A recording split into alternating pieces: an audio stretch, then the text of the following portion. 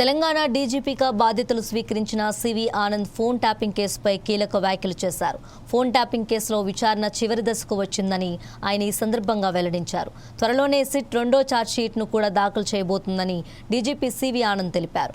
అలాగే నక్సలైట్ల నిర్మూలన కోసం ఏర్పాటైన గ్రే హౌండ్స్ ఎస్ఐబి విభాగాలను సరైన రీతిలో ఉపయోగించుకుంటామని తెలిపారు.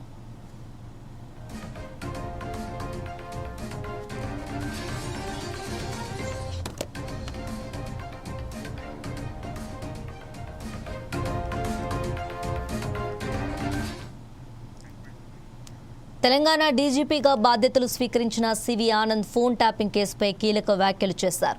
ఫోన్ ట్యాపింగ్ కేసులో విచారణ చివరి దశకు వచ్చిందని ఆయన ఈ సందర్భంగా వెల్లడించారు. త్వరలోనే సిట్ రెండో ఛార్జ్షీట్ను కూడా దాఖలు చేయబోతుందని డీజీపీ సివి ఆనంద్ తెలిపారు.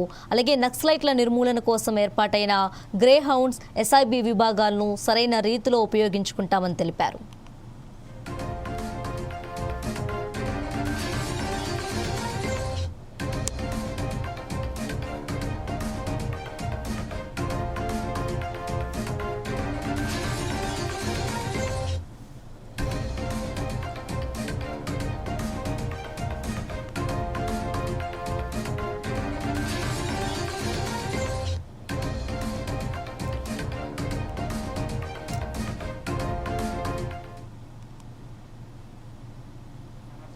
దాదాపు 40 సంవత్సరాల తర్వాత మనకు ఈ రోజు మనం చూస్తున్నాం. ఎక్కడైతే మనము 8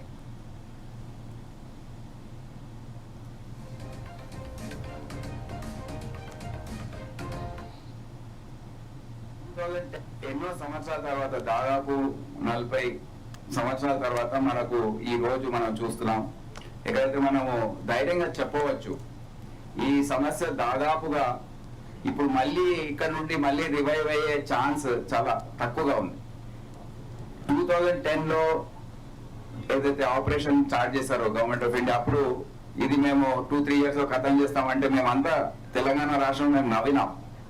ఎందుకంటే మేము ఏదైతే పోరాడి చూసామో వాళ్ళని, మాకు తెలుసు ఈ సమస్య ఈ విధంగా కంట్రోల్ అయ్యేది కాదు ఇది.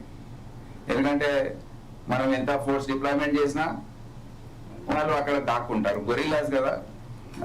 అది కొన్ని రోజులు కనబడకుండా వెళ్తారు, మళ్ళీ జమ అవుతారు, మళ్ళీ ఆపరేషన్ స్టార్ట్ అవుతాయి. సో ఇదంతా మాకు తెలుసు కనుక మాకు దానిపైన నమ్మకం అప్పుడు లేదు.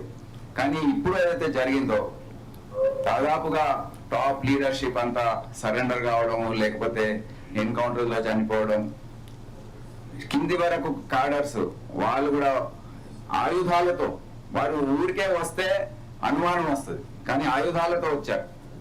సో అది ఏంటంటే ఇప్పుడు మాకు ముందున్న ఛాలెంజ్ ఏంటంటే వీళ్ళు ఏం చేస్తున్నారు అనేది చూడడం, వాళ్ళకి ఏదైతే పునర్వాసము కార్యక్రమం ఏదైతే ఉందో ఒక ప్రత్యేకమైన కార్యక్రమం రాష్ట్ర ప్రభుత్వం కాదు కేంద్ర ప్రభుత్వం ద్వారా అమలు చేయమని చెప్పడం జరిగింది. సో దాన్ని పక్కగా మేము అమలు చేస్తాం. అందరు కూడా జనజీవన స్రవంతిలో మళ్ళీ కలిసే విధంగా మేము చర్యలు తీసుకుంటాం. ఈ సమస్య మళ్ళీ పునరావృతం కాకుండా అన్ని జాగ్రత్తలు అన్ని చర్యలు మేము తీసుకుంటామని తెలియజేస్తాం. ఈ కేసులో మాజీ సీఎం కేసీఆర్ విచారించారు, దానికోసం సిట్ ఏర్పాటు చేశారు. ఇప్పుడు ఏ దశలో ఉంది? కేవలం అధికారుల పైన చర్యలు తీసుకున్నారు. ఈ పొలిటికల్ లీడర్ల యొక్క ఇన్వాల్వ్మెంట్ ఏమైనా ఈ ఫోన్ ట్యాపింగ్ కేసులో ఉందా? వాటికి సంబంధించి నేను సిపిగా ఉన్నప్పుడు 7 నెలల ముందు అప్పటి వరకు ఏం జరిగిందో నాకు తెలుసు. ఇప్పుడు గత ఒక సిట్ కూడా ఏర్పాటు చేసి సిపి హైదరాబాద్ గారు ఇక్కడే ఉన్నారు. అయితే దాదాపుగా పూర్తయినట్టు అనిపిస్తుంది. తొందరలో దాన్ని పూర్తి చేసి నేను ఒకసారి సమీక్షిస్తాను. సమీక్షించి we will take the further action in that. Final గా ఛార్జ్ షీట్ వేసేది ఉంటుంది, సెకండ్ ఛార్జ్ షీట్, అది తొందరలో వేసే విధంగా చర్యలు తీసుకుంటాం.